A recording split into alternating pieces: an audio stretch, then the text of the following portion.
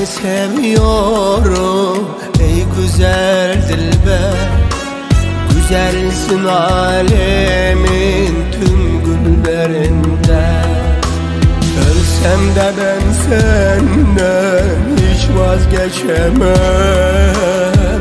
Beni yol alsa daima bülbül sesinde. Gülümsersen güneş açar mehriban. Gülüşünle güller açar mehriban. Ah yar yar yar yar, ne kadar sevsem de azdır mehriban. Koklayıp doymayan gül kokun.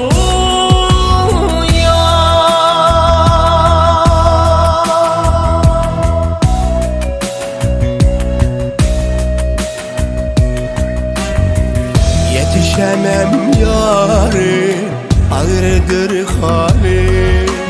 Suskundur bu gönlüm, sönmüş çırağım. Maksadım, muradım, arzum, hayalim. Solmuş bin bir aşık senin nurunda.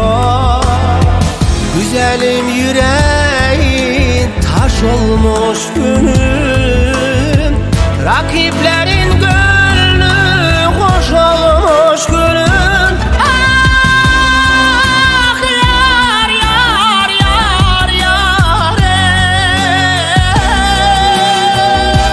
dünyam ateş gözüm, yaş olmuş gülüm. Farklısın dünyanın tüm güllerinde.